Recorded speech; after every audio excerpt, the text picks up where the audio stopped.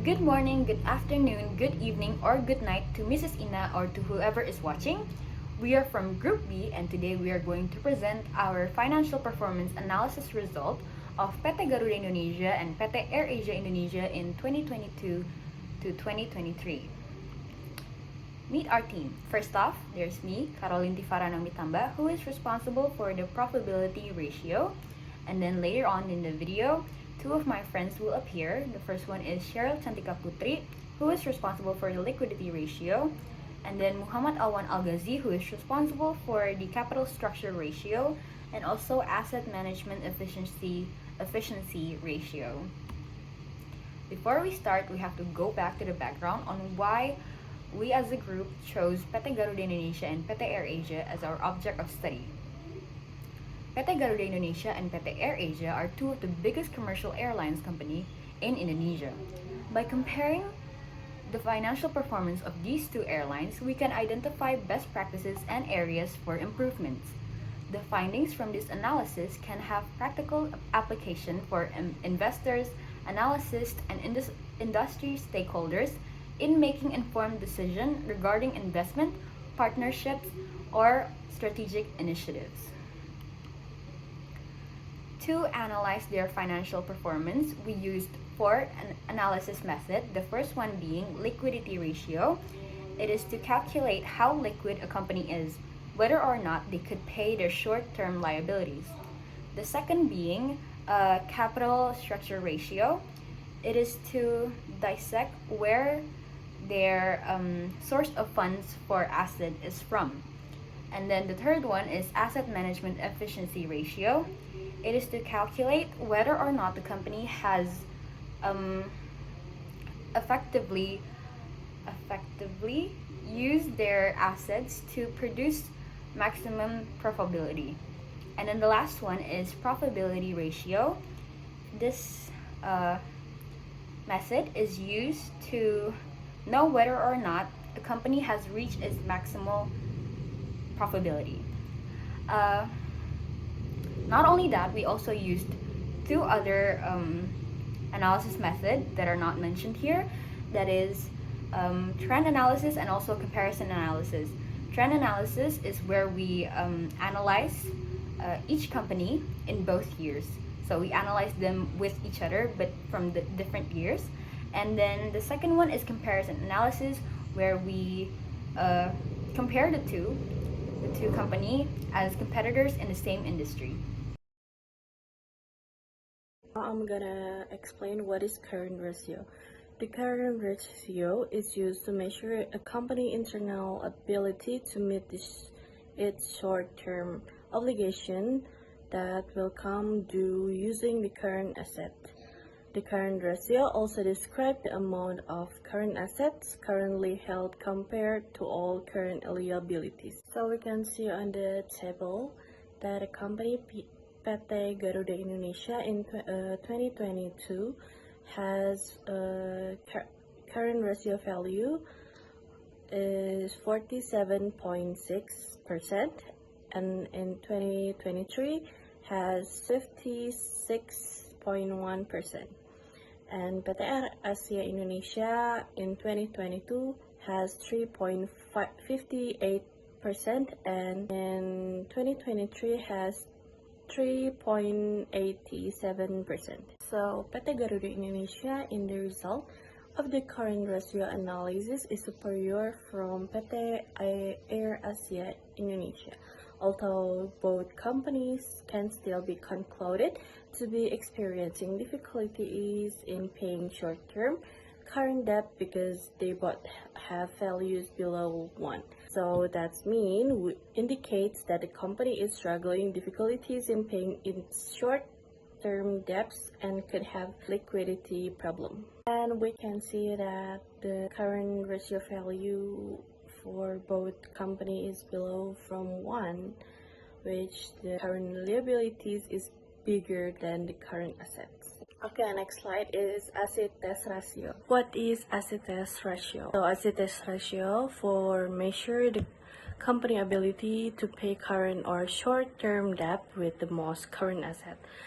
Typically, when this ratio reach 1.0 or more, it indicates that the company has sufficient resources to pay its short-term obligation. However, if the ratio is less than 1.0, then it indicates that the company may have the difficulty paying this obligation. So we can see on the table of asset test ratio that PT Garuda Indonesia in 2022 has value of asset test ratio is 43.6%, and in 2023 has 46.1%. And PT Air Asia Indonesia in 2022 has 37%, and in 2023 has 2.66%. So in both years, experience difficulty of paying their obligation on time. The values produced by both of them from the asset test ratio analysis were still below 1.0 or 1.5. So PT Garuda Indonesia experienced an increase in 2023 in contrast to PT Air Asia, which actually experienced a decrease in 2023. Next is average collection period.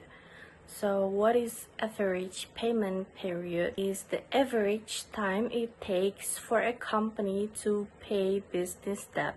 In research conducted by Mogaka and Jagongo in 2013, Hassan in 2014, and Ponsian in 2014 show that the average payment period has a positive effect on profitability.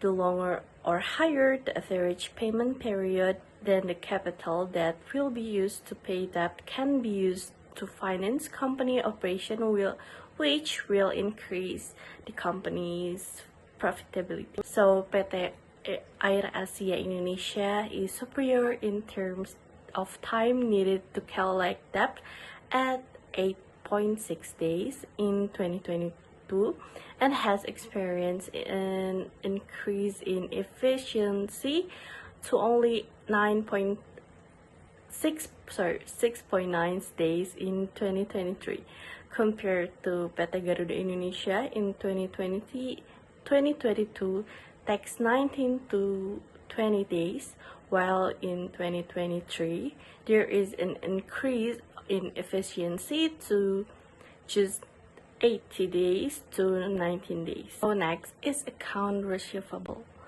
So account receivable turnover ratio is a fund calculation describe how long and how fast the process of consumer paying bills or their debt or collection debt in a period. As well, some funds are held in one period turnover. A good account receivable turnover ratio indicates that the company has an efficient debt collection process, a quality customer base, and a conservative credit policy. Conversely, a low accounts receivable turnover ratio may indicate a poor debt collection process, unreliable customer, or a credit agreements that are too long. So in both year and both company, differences can be seen in both companies, where the PT Garuda Indonesia only has an average of 80 times a year to collect its company receivable, and in 2023 is only 19 times a year, whereas PT Air Asia has more time to collect receivable from its customer in 2022, which 40 times a year and 52 times in a year in 2023. Okay, last in the current ratio is inventory turnover.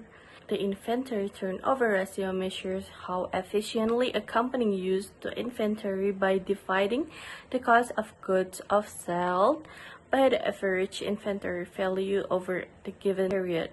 A low inventory turnover ratio could be a sign of weak sales or excessive inventory, also known as excess stocks. 2022 and 2023, PT Garuda Indonesia experienced an inventory turnover of 30.5 and 21.7 times a year, respectively, quite weak when compared to PT Air Asia Indonesia, which can do a turnover of 49.07 and 60.6 times in each year.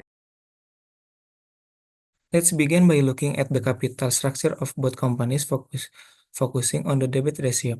In 2022, PT Garuda Indonesia had a debt ratio of 124.6%, which slightly decreased to 119.06% in 2023.